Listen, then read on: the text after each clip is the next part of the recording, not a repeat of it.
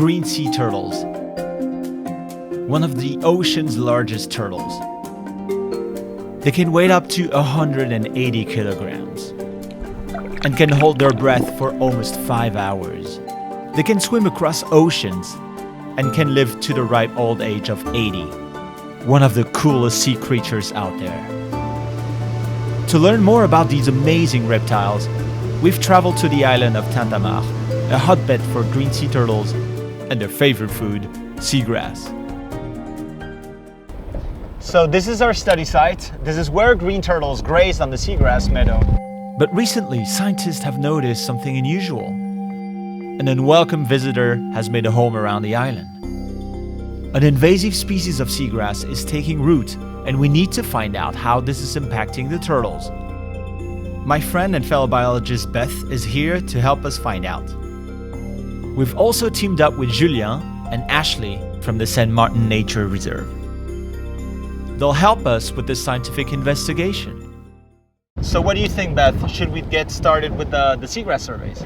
Yeah, I think that's a great idea. So we'll put this quadrant down at different points throughout the bay, and we'll estimate how much seagrass or how many different types are within these quadrants. Awesome. Let's get started.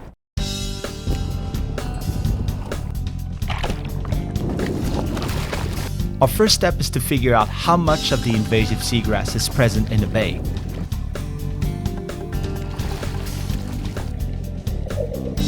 This is important because not all seagrass is the same. We need to sample many different spots in the bay. Collecting these samples tell us how nutritious seagrass is for the turtles.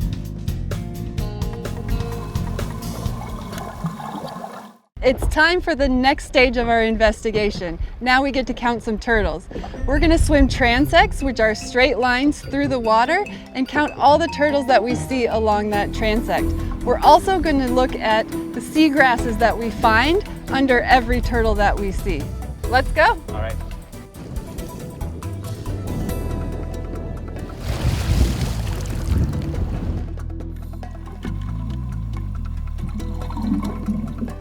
Turtle! She's grazing. Okay, can you check the seagrass? Okay, there's 30% Syringodium, 20%. Identifying the different seagrass helps us to understand what the turtles prefer to eat. I'm really excited. We found our first turtle, so let's go get some more. There's another one. We found a total of 5 green sea turtles and recorded what they were eating. Okay, so we've got the data on seagrass and where the turtles spend their time.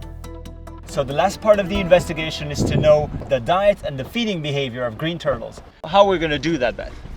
So we're going to use a camera on an extendable pole that allows us to get close enough to turtles to see what they're eating. This is called the focal follow. It allows us to record how each turtle is behaving and what they're feeding on. To get accurate data, we need to find 30 turtles and record what they're doing for 30 minutes.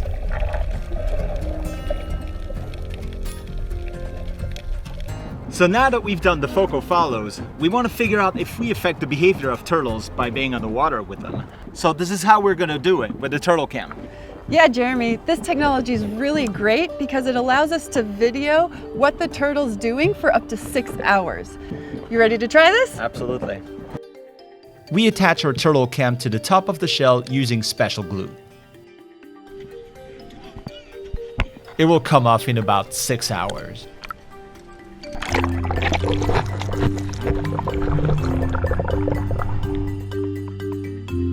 We can see what habitats they like to explore and how they're interacting with other turtles.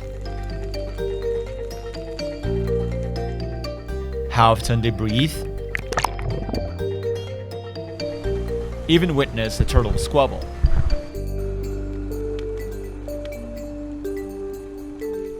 But most importantly, we can see what they're feeding on.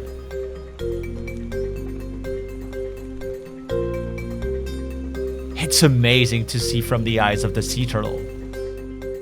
We've collected all the data, and now it's your turn to help us figure out how this invasive seagrass is affecting green turtles around St. Martin. Thanks so much, guys, for sharing that amazing experience with us. We learned so much about sea turtles and their environment. We hope you did too, and we'll see you on our next adventure.